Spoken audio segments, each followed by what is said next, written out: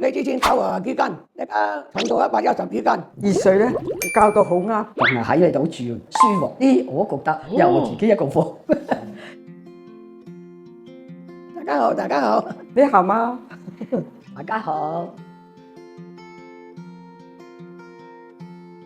肯定係養老院養優惠。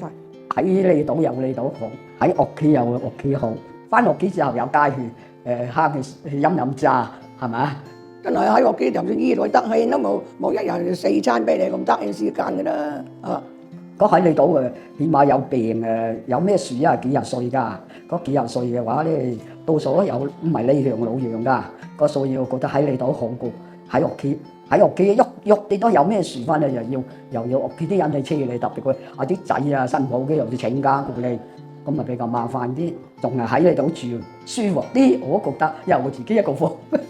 晚黑嘅行你啊，特別9點鐘仲上緊啊，行你睇嘅，睇我哋問我哋點啊，咁好關心我哋嘅醫生啊，所以我覺得喺你度好啲，好過喺屋企。我有一晚頭暈到咧都唔能夠坐起身都唔得。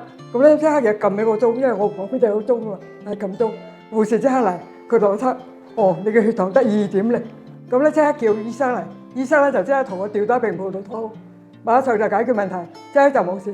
如果喺屋企嘅話咧，我行到半路已經死咗噶啦，2.0一路都係降低噶嘛，所以咧就我覺得喺呢度係一種享受，我好喜歡呢度，我把呢度當成家，當成屋企。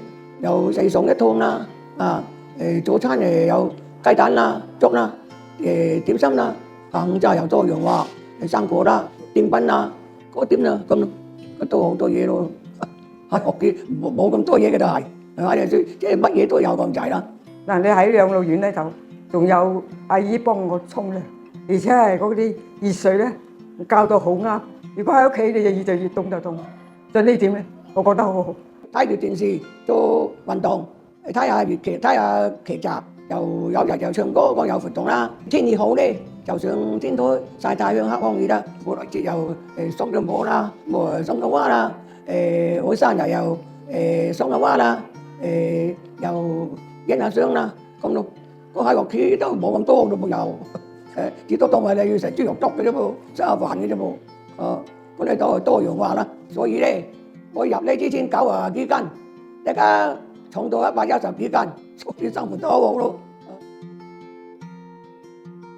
咁我先講我入嚟呢度咁細，佢哋花心，我生活得好好，咁祝福佢哋又身體健康，工作順利，身心愉快咁咯。